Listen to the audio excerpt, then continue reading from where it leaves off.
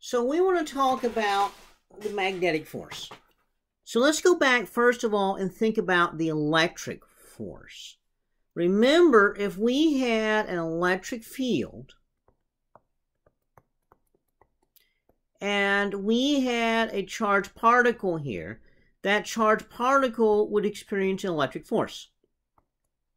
And we saw that the electric force was Q times E. So now we want to do the same thing for a magnetic situation. So let's say that we have a magnetic field and it's going to be directed to the right here.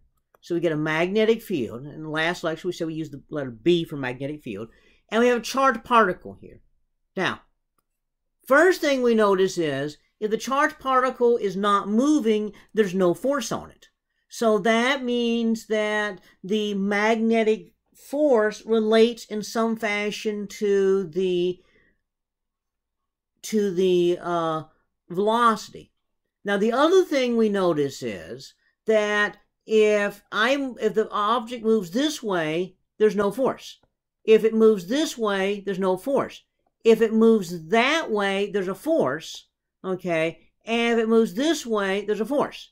Now, the thing is, in the case of a charged particle right here, okay, so we have a charged particle right here, it's not moving, there's no force. If it's moving parallel to the magnetic field, then there is no force. If it's moving opposite the magnetic field, there is no force. Okay, if it's moving perpendicular to the field, there's a force. Okay, and if it's moving at an angle like that, there's a force that's related to the perpendicular component. The parallel component does nothing. Okay, so it's related to the perpendicular component. So the faster you move, then the bigger the force. Okay, so that means that we can define the force as Q, because the bigger the charge, the bigger the force. Bigger the velocity, the bigger the force. Bigger the magnetic field, the bigger the force. And then sine theta, where theta is the angle between the V and the B.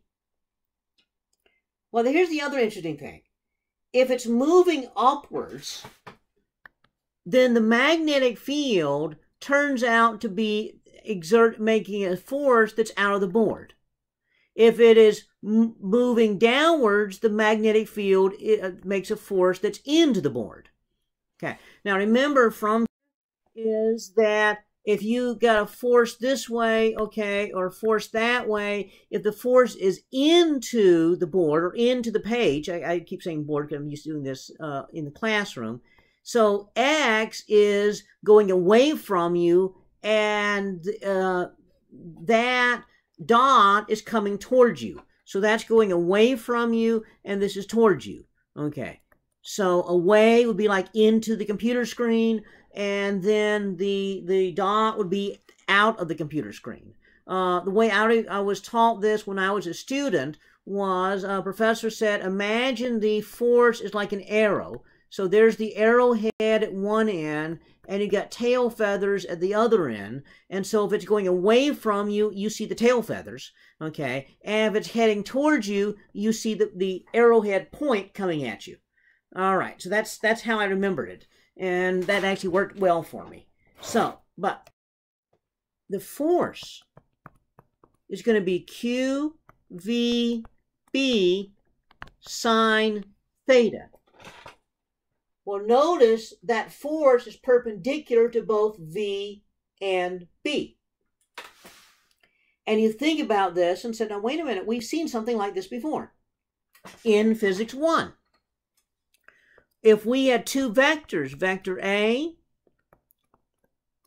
and vector B, we saw that the quantity A cross B, the magnitude of that was A times B times sine of the angle between.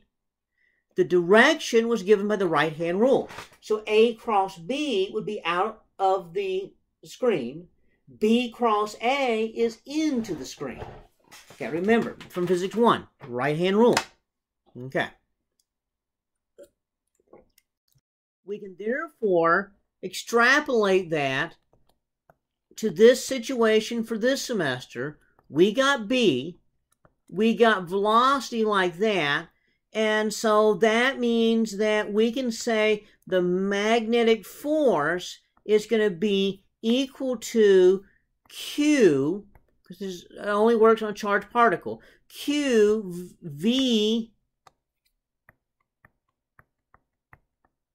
cross B. So there is our magnetic force equation right there. Okay. Now, suppose we have an electric field and we have a magnetic field and we have a charged particle in here moving with some velocity v. What is the force on that charged particle right there? Well, it's going to have an electric force. The electric force is Q times E. It's going to have a magnetic force, and the magnetic force is going to be QV cross B. Well, they both depend on Q. So what we could do is we could put all this together and say the total force is going to be Q times E plus V cross B.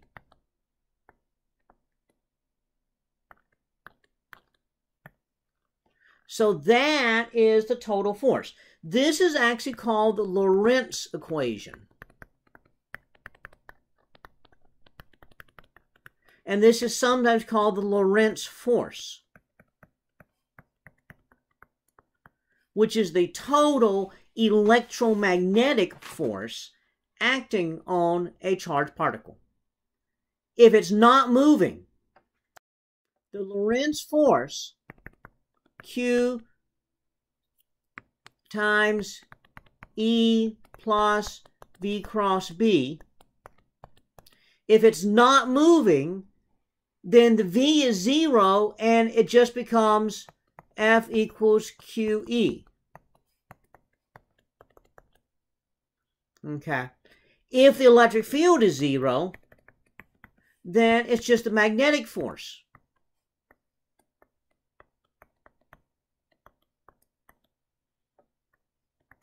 Okay. So the equations that we had before for the individual forces were simply special cases of the Lorentz force, which is our general equation right there. Let's get back to the magnetic field. So we got the magnetic field. Okay. And we know that the force is going to be QVB sine theta. So we say, well, what are the units of the magnetic field?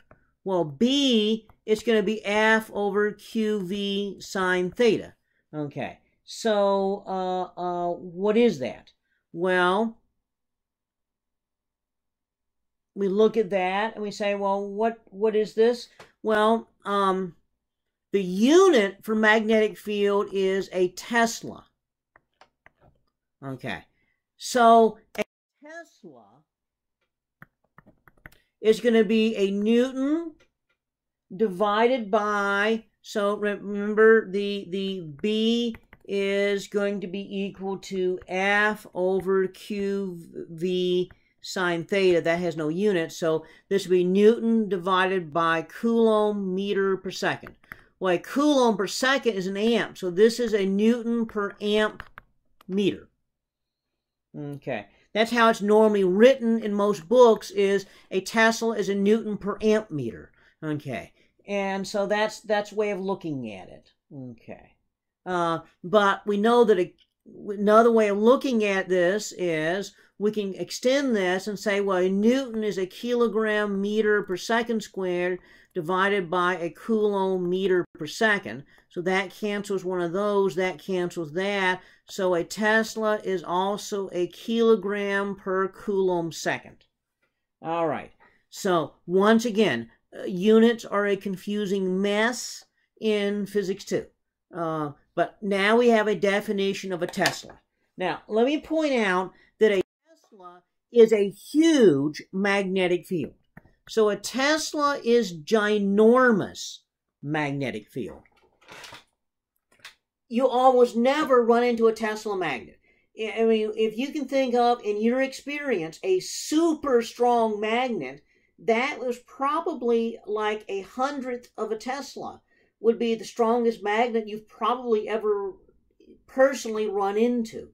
Okay, you know, a super strong, massive magnet might be 1/10 of a Tesla.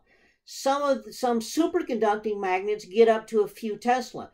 The strongest magnetic field, sustained magnetic field on Earth is like a dozen Tesla, or maybe a couple dozen Tesla. You can pulse magnetic fields that then collapse in a fraction of a second later up to a few dozen Tesla. Okay, but that's a huge magnetic field. Most magnetic fields you deal with are somewhere in the neighborhood of like 1,000th or 10,000th or 100,000th of a Tesla. And so a Tesla, while it is the SI magnetic field, there's another unit that's more commonly used, and that is a Gauss. A Gauss is defined to be 10 to the minus 4 Tesla. So it takes 10,000 Gauss to be equal to 1 Tesla. Okay. Now, that's why frequently when you have something, you demagnetize it, you say you're degaussing it. So that's a term that you may have heard. But this is our introduction now to magnetic fields and units.